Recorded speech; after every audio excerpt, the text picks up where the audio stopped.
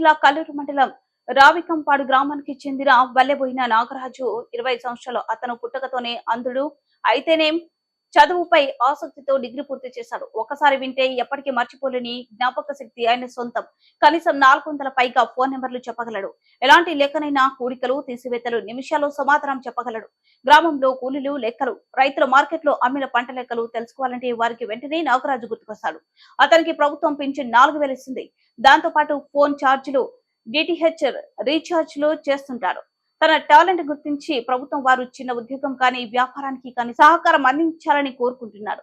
తండ్రి భాస్కర్ రావు ఒకడు కూలి పని చేస్తే కుటుంబం గడపాలని, తాను మాత్రం కొడుకు దగ్గర ఉండటానికే సరిపోతుందని, తమ కుటుంబాన్ని ఆదుకోవాలని నాగరాజు తల్లి లక్ష్మి ప్రభుత్వాన్ని దాతలను వేడుకుంది.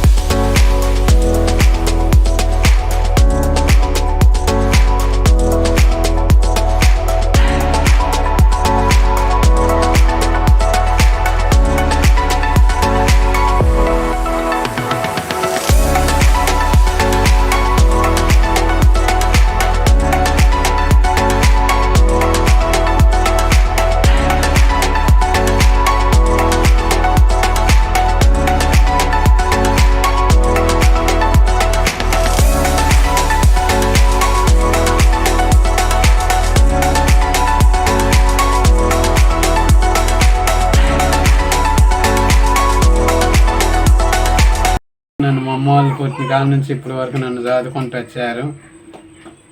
కానీ ఏం చెప్పాలి, కానీ నా దగ్గర డబ్బులు లేవు. నాకు ఇది బ్రెయిన్ ఉంది, టాలెంట్ ఉంది, కానీ నేను ఏమీ చేయలేకపోతున్నాను. దయచేసి అది ఎండాక చెప్పిన గవర్నమెంట్ జాబ్ అని చెప్పు అది ఆపండి ఒకసారి. నేను పుట్టిన దగ్గర నుంచి ఇప్పుడు నాకు 25 సంవత్సరాలు వచ్చే వరకు మా అమ్మ మా నాన్న కష్టపడి కూలి పనికి పోయి నన్ను కాపాడుకుంటూ వచ్చారండి నా మంచిగా.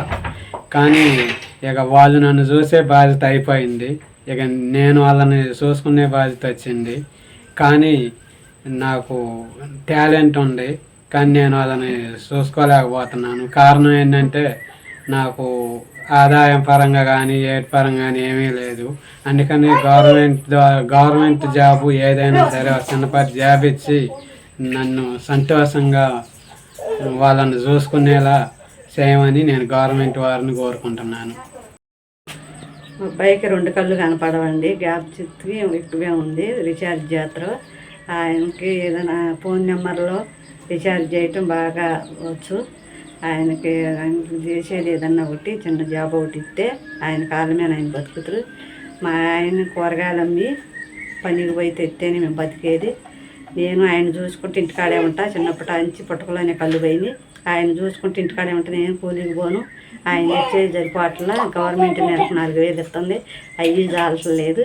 మీరు గవర్నమెంట్ ఏదన్నా చిన్న జాబ్ ఒకటి ఇస్తే అది చేసుకుంటా కుటుంబంతో బతుకుతామని ఆశపడతాను. అందరికీ నమస్తే అండి. నా పేరు దంతాల సుధాకర్. నేను ఇక్కడ గవర్నమెంట్ స్కూల్లో టీచర్గా పనిచేస్తున్నాను.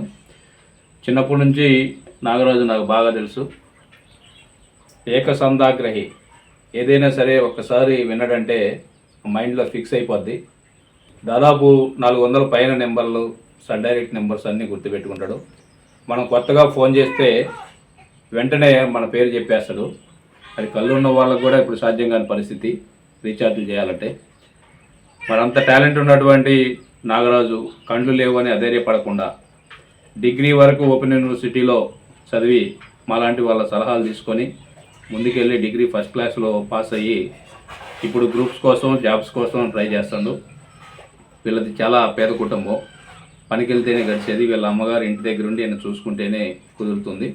రీఛార్జీలు చేస్తున్నా కానీ ఇప్పుడు టెక్నాలజీ పెరిగి అందరూ ఫోన్పే ద్వారా చేసుకుంటున్నారు. దాని మీద వచ్చే ఆదాయం కూడా పూర్తిగా తగ్గిపోయింది. పెన్షన్ 4,000 వస్తున్నాయి, దాంట్లో బతికే పరిస్థితి లేదు. కాబట్టి ఇలాంటి టాలెంట్ ఉన్నటువంటి వ్యక్తుల్ని ప్రోత్సహించాల్సినటువంటి అవసరం ఉంది. కాబట్టి ప్రభుత్వం ఆలోచించి దయచూపి ఒక ఉపాధి హామీ కానీ ఏదైనా గవర్నమెంట్ ఉద్యోగం చిన్నది ఇస్తే ఆయన సంతోషంగా బతకడానికి అవకాశం ఉంటుంది. మరి ఆ విధంగా గవర్నమెంట్ ప్రయత్నం చేస్తుందని ఆశిస్తూ అందరికీ ధన్యవాదాలు.